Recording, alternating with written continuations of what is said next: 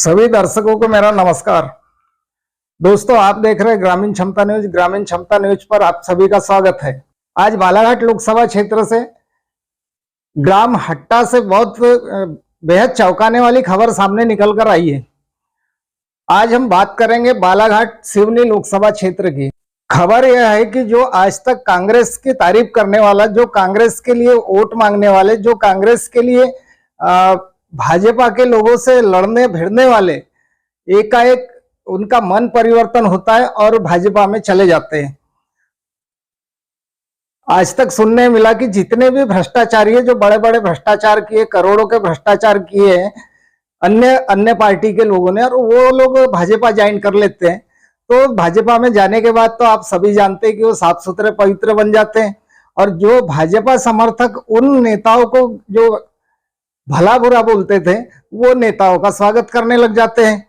तो वैसी उसी प्रकार की हम आज बात करेंगे, जो बहुत ही प्रसिद्ध और जो सम्मानीय एक नेता है, उन्होंने भाजपा में प्रवेश कर लिया है। बिहार की जो बातें चलती थी कि नीतीश कुमार को पलटूराम बोला जाता था, अब ऐसे लोगों को आप क्या बोलेंगे, कमेंट में जरूर आप लिखेंगे। कल शुक्रवार ग्राम हट्टा का बहुत बड़ा बाजार होता है, और उस बाजार में गोंदिया की न्यूज प्रभात की टीम महेंद्र लिल्लारे के साथ पहुंच जाती है। तो बाजार में एक पेंडाल गड़ा होता है भाजपा पार्टी का। चुनाव प्रचार कार्यक्रम के बाद में वहां पर कांग्रेस के सभी नेता, जनसामान्य, समर्थक लोग जमा होते हैं, और न्यूज प्रभात की टीम उनसे स्टेटमेंट लेती है। तो वहां पहला स्टेटमेंट जब होता है, तो वहां पर हमको पता चलता है कि माननीय उदय सिंह नागपुरे जी, जो हट्टा की बाहुली नाम से पूरे देश में प्रसिद्ध है, जो वहां के जमींदार है, अब उनका पुराना परिचय देना कोई जरूरी नहीं है, क्योंकि वो स्वयं ऐसे जाने माने व्यक्ति है। 3 महीना पहले जो हमने उनके साथ एक ग्रामीण क्षमता न्यूज पर उन्होंने स्टेटमेंट दिया था, तब कांग्रेस के लिए खूब तारीफ हो रही थी। कांग्रेस के पक्ष में बहुत अच्छे विचार उन्होंने रखे थे और भाजपा के खिलाफ थे। उस वक्त में उन्होंने खूब दौड़ लगाई, भोपाल तक के दौड़ लगाए उन्होंने, कि उनको शायद एक उम्मीद थी कि उनको टिकट मिल सकती है विधानसभा के लिए विधायक के उम्मीदवारी के लिए वो दावेदारी कर रहे थे, और उनको लग रहा था कि टिकट मिल जाएगी, किंतु उनको टिकट नहीं मिलती है, और वहां से मधु भगत उनको टिकट मिल जाती है और मधु भगत चुनाव निकाल लेते हैं। लेकिन अभी मात्र 3 महीना नहीं हुआ तो तुरंत ये पलटी मार देते भाजपा में। तो आज तक के भाजपा इनके लिए बेकार थी, और अभी भाजपा इनके लिए अच्छा हो गया है। तो क्या ऐसा हो सकता है कि सुने थे हमने कि भ्रष्टाचारी लोग ही भाजपा में जाते हैं? तो इनका क्या मकसद है, इनके क्या विचार है, और ये क्यों भाजपा में जाते हैं? क्योंकि ये सोसाइटी के अध्यक्ष भी रहे हैं। कुछ लोगों से बात करने से पता चला है कि ये जो सोसाइटी को संभालते हैं और वहां के बोरियों का, धागे का जो काम होता है, अपने भांजे को दे देते हैं। तो इनको अब ऐसा लग रहा होगा कि भाजपा में जाने के बाद हो सकता है इनको बैंक का अध्यक्ष बना दे, ताकि वहां पर पूरी दया, कृपा दृष्टि ईडी की और भाजपा से मोदी जी की इन पर हो जाती है। क्योंकि भाजपा का गले में अगर गमछा डाल दिया जाता है, तो फिर वो चाहे कितना भी भ्रष्टाचार करे, चाहे जनता की सेवा करे या ना करे, फिर भी जनता तो 400 पार बोलना ही बोलना है। अब 400 पार की जो बात आती है, वहां पर ये सुनने के बाद ही इनको ऐसा लगा होगा कि एक भाजपा एक ही ऐसा ऑप्शन है कि जहां आज तक हमने जो भी गलतियां किया है, तो उस गलतियों को सुधारने का मौका मोदी जी दे देते हैं। और शायद इनको ऐसा डर भी लगा होगा कि हो सकता है इनके कुछ ऐसे कारनामे हो, जिसके डर से या ईडी के डर से उन्होंने अभी से भाजपा की शरण ले लिया है। बताया जाता है कि उदय सिंह नागपुरे जी को पूछने के बाद वो बताते हैं कि मेरी घर वापसी हुई है।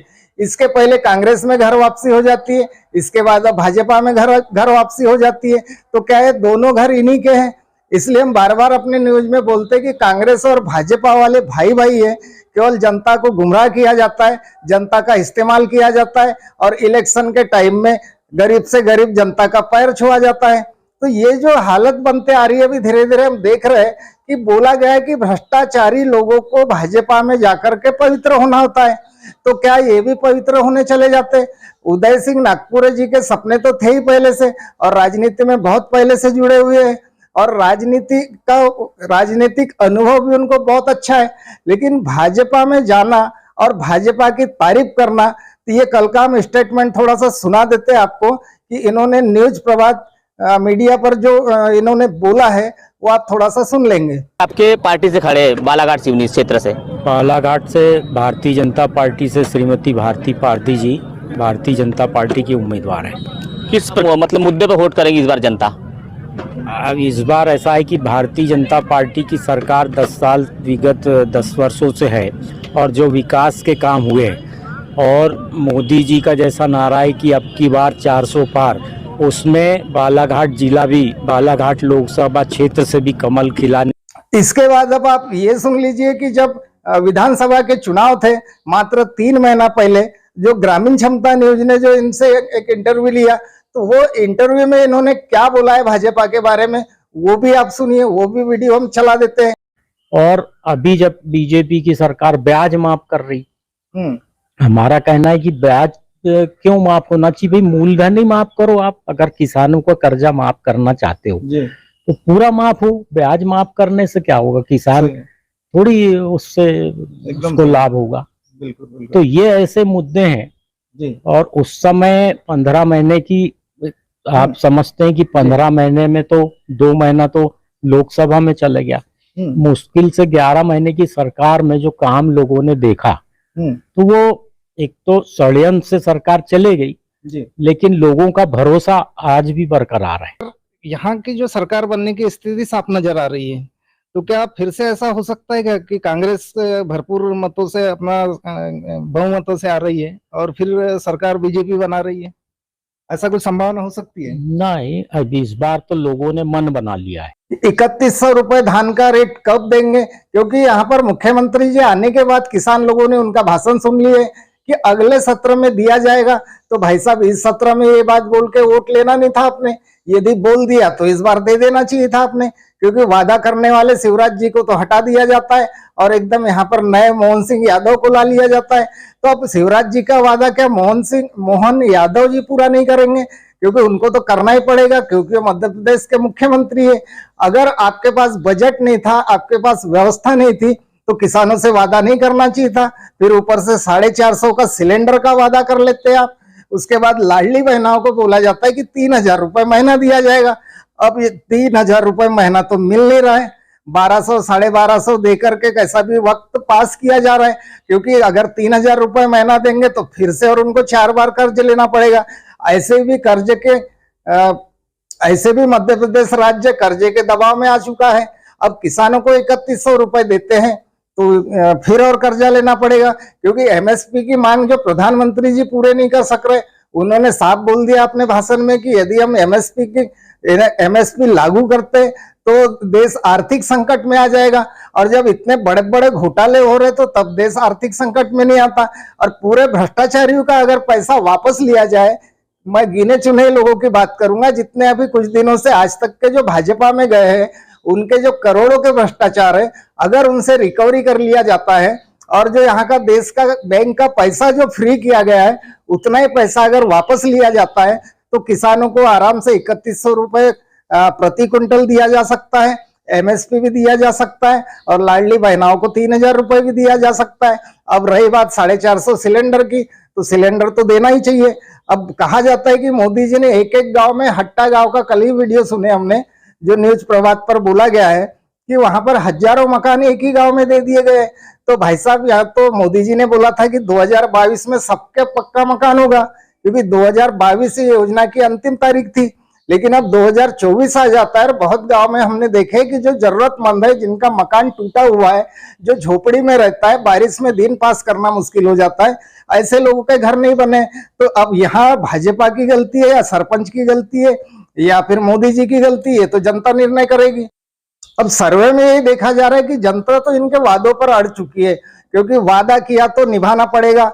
अब वादा अगर नहीं निभाएंगे तो लोग तो खुले से बोल रहे, किसान लोग तो खुलेआम बोल रहे कि इनको 2024 का चुनाव भारी पड़ेगा, क्योंकि इन्होंने तो बिल्कुल किसानों की मांग भाई पूरी कर लेना चाहिए। यदि किसानों की मांग पूरी हो जाती तो मोदी जी 400 पार की हम भी गारंटी दे सकते हैं। लेकिन बिना देखे, बिना समझे, बिना सोचे योजनाओं को लागू करना, ये जनता को लॉलीपॉप देना, जनता को गुमराह करना और गुमराह करके खुद चुनाव जीत जाना, ये तो महानता नहीं मानी जाएगी। बालाघाट की राजनीति पर अगर बात किया जाए, जो बालाघाट सिवनी क्षेत्र होता है, ये 8 विधानसभा को मिला करके एक लोकसभा क्षेत्र बनता है। तो यहाँ पर अभी माना जाए तो एक बालाघाट से 2-3 उम्मीदवार हो जाते हैं, एक कंकर मुजारे, एक सम्राट सिंह सरस्वार और एक जो भाजपा से हैं भारती भारती। ये 3 लोगों के नाम चलते और इसमें चौथा अभी नाम चलना चालू हो गया देव पवार का, जो एक कॉमेडियन है, यूट्यूबर है और उसके व्यूअर और उसके फैन लोग भी बहुत कुछ है। तो फिलहाल देखा जाए तो बालाघाट शहर में ये 3 लोगों की जमकर टक्कर है, क्योंकि कंकर मुजारे जी का हाथी भी एकदम जबरदस्त चलते जा रहा है।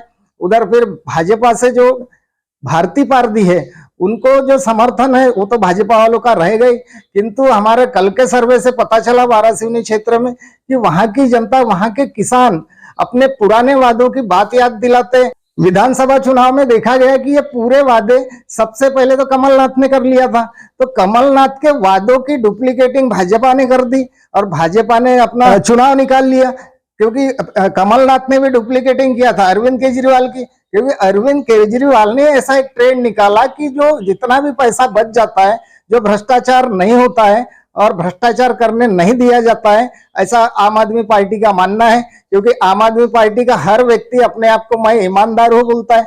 अब हम बात करेंगे उदय सिंह नागपुरे जी की, वो चाहते तो आम आदमी पार्टी में जा सकते थे, लेकिन वो आम आदमी पार्टी में जाएंगे तो उनको मैं खुद ईमानदार हूं बोलना पड़ेगा। अब ईमानदार हूं बोलने के लिए भी बहुत बड़ा कलेजा लगता है, तो क्यों ना सीधा भाजपा में चले जाओ। भाजपा में गए यानी वो जो भाजपा समर्थक है वो खुद ही प्रचार कर देते हैं, क्योंकि प्रचार फ्री में हो जाता है। जैसे 70,000 करोड़ का आरोपी अजित पवार जी को महाराष्ट्र के मुख्यमंत्री, महाराष्ट्र के डिप्टी सीएम बना दिए जाते हैं और उनका प्रचार बिल्कुल जोरों से होना चालू हो जाता है। अब उनको कोई भ्रष्टाचारी नेता नहीं बोला जाता है और किसी को बोलने की हिम्मत भी नहीं होती, क्योंकि भाजपा के जितने लोग हैं जो अच्छे आदमी को बुरा बना देते हैं और बुरे आदमी को अच्छा बना देते हैं। ये तो कला बिल्कुल, ये महारत तो भाजपा के कार्यकर्ताओं से सीखना चाहिए। क्योंकि जो भी बातें हैं, आज महंगाई की बात करेंगे तो भाजपा वाले महंगाई नहीं है बोलते। जितने भी समर्थक लोग हमको सर्वे में मिलते हैं उनको पूछो महंगाई कैसी है, ज्यादा नहीं है। पेट्रोल का रेट कैसा है, ज्यादा नहीं है। तो बहुत अच्छी बात है, इस बार मोदी जी को चुन के दे दीजिए। मोदी जी से अपील कीजिए कि मोदी जी थोड़ा महंगाई बढ़ा दीजिए, क्योंकि अभी महंगाई बढ़ी नहीं है। तो पेट्रोल 200 पार कर देंगे या तो 400 पार कर देंगे, क्योंकि अभी से तो बोला ही जा रहा है कि इस बार 400 पार। तो ये 400 पार क्या है, अभी भी जनता कंफ्यूज है। और आज हम एक वीडियो बनाएंगे जनता के साथ और जनता को पूछेंगे कि ये 400 पार क्या होता है। लेकिन दोस्तों याद रखिए, जो भी दल बदल करता है, जो पार्टी से दूसरे पार्टी में जाता है, ऐसा नेता अगर डबल से चुनाव लड़ता है तो जरूर याद रखिएगा और उनको सबक सिखाना जरूरी हो गया है। ग्रामीण क्षमता न्यूज से मैं दीपक कुथेकर, नमस्कार दोस्तों।